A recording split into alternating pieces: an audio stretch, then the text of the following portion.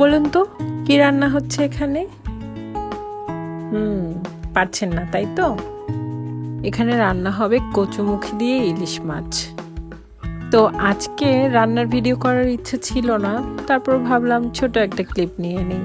আর এই যে কচুমুখী দিয়ে ইলিশ মাছের ফাইনাল লুক, আমি একটু ছবি তুলেছিলাম, তাই ভাবলাম ছোট একটা ভিডিও করি। গতকাল রাতে শাওন বাসায় এসে আমাকে বলছে তোমার জন্য একটা সুখবর আছে। তো আমি ভাবলাম কি না কি, বলছে যে বৃক্ষ মেলা শুরু হয়েছে, মানে জাস্ট গতকাল থেকেই শুরু হলো। আর আমি তো শুনে ভীষণ খুশি। সকাল থেকে ওকে আমি বারবার মনে করিয়ে দিচ্ছিলাম যে বিকালে কিন্তু আমি মেলায় যাব। আর এই যে মেলায় চলে এসেছি। সো হ্যালো এভরিওয়ান, আমি প্রীতমা, আপনাদের সবাইকে ওয়েলকাম করছি আমার নতুন আর একটা ভিডিওতে। মেলায় এসে এত এত এত এত গাছ দেখে আমার মনটা একদম সত্যি ভালো হয়ে গেছে।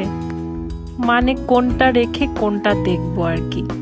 কিন্তু একটু মনটা খারাপও হয়েছে, কারণ আমি আশা করেছিলাম কিছু আনকমন গাছ পাবো। আসলে আমাদের এখানে তো গাছের এত ভ্যারাইটি পাওয়া যায় না, বিশেষ করে ফুলের গাছের।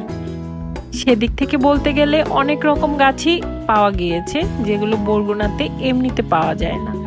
কিন্তু আমার টার্গেট ছিল ওই যে আনকমন কিছু গাছ। যাক, যেটা পাইনি সেটা নিয়ে আর দুঃখ করে কি হবে। এই যে এগুলো স্ট্রবেরি গাছ, খুব মন চাচ্ছিল একটা কিনি, কিন্তু ওখানকার লোকজন বলল নেক্সট উইন্টারের আগে ফল দিবে না। তো ভাবলাম অতদিন আমি গাছটা বাঁচিয়ে রাখতে পারবো কিনা, তাই আর নিলাম না। তো আমরা দুজন ঠিক করেছিলাম প্রথমে ঢুকেই পুরো মাঠটা একটা চক্কর দিব, কি কি গাছ আছে সেগুলো আগে দেখব, তারপরে ডিসাইড করব কোনটা কোনটা নেব। আর আমরা এখন আসলে সেটাই করছি, গাছের দাম জিজ্ঞেস করছি, নাম জিজ্ঞেস করছি, আর ঘুরে ঘুরে দেখছি। তবে সত্যি কথা ফুলের গাছই দেখছিলাম, কারণ কোনো ফলের গাছ বা সবজি জাতীয় কিছু আমার পক্ষে কেনা সম্ভব না, কারণ আমার জায়গা নেই। যেহেতু ভাড়া বাসায় থাকি, শুধু 2টা বারান্দাই আমার সম্বল।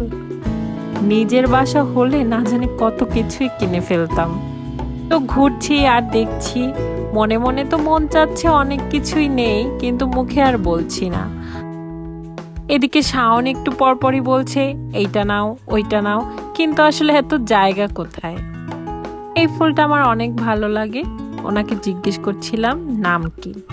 আসলে নামটা জানাই ছিল, কিন্তু ভুলে যাই, বারবার ভুলে যাই, যেমন এখনো ভুলে গেছি। আর ওই যে দূরে খয়েরি লাল চেরি ফুলটা সবার দৃষ্টি কাটছিল। আসলে গাছ না কিনলেও এখানে কিন্তু ঘুরতে বেশ ভালোই লাগে। আপনাদেরকে এখন একটা আনকমন জিনিস দেখাই। এটা যে কি গাছ আমি নাম জানি না, আশেপাশে কোনো লোকও দেখিনি যে নাম জিজ্ঞেস করব। কি সুন্দর হার্ট শেপ দিয়ে রেখেছে। আর এগুলো ছিল ইনডোর প্লান্ট, আমি এখান থেকে 1-2টা নিয়েছি। এই যে সেই শো স্টপার চেরি, আমার এত ভালো লাগে, একটা তো কিনতেই নিয়েছিলাম। পরে একটা বড় ভাই বলল যে এটা 12 মাস ফুল দিবে না, কিন্তু দোকানিরা কিন্তু বলেছে যে 12 মাসই ফুল দিবে। তো যাই হোক, বড় ভাইয়ার কথাটাই শুনলাম আর কিনলাম না। তবে আমার যদি অনেক জায়গা থাকতো আমি অবশ্যই একটা নিয়ে নিতাম। হোক না সিজনে একবার ফুল দিক, তারপরও সুন্দর তো। তো যাই হোক, নতুন নতুন অনেকগুলো গাছ নিয়ে খুব খুশি মনে বাসায় যাচ্ছি। এত গাছ নিয়ে আর বাইকে বসতে পারিনি, সো অটো নিয়েছি একটা। আর শাওন চলে এসেছে বাইকে, আসার পথে এতগুলো সিঙ্গারা নিয়ে এসেছে। এগুলো আমাদের লেকের পাড়ের সেই 5 টাকার সিঙ্গারা। এটা ছিল পরের দিন সকালের ক্লিপ, কারণ রাতে তো আর ভিডিও করলে বুঝতেন না। কি কি গাছ নিলাম সেটা একবার আপনাদেরকে দেখিয়ে দিচ্ছি। টোটাল 8টা গাছ কিনেছিলাম, দাম কিন্তু একেবারে কম ছিল না। আরও অনেক কিনতে মন চাচ্ছিল, কিন্তু পকেটের দিকেও তো একটু খেয়াল দিতে হবে, তাই না? তো সকাল সকাল ভাবলাম যে গাছগুলো এবার পটিং করতে হবে, কেননা কয়েকদিন থেকেই যেহেতু এগুলো বাইরে ছিল, তো আমার হাতে অনেক কাজ ছিল।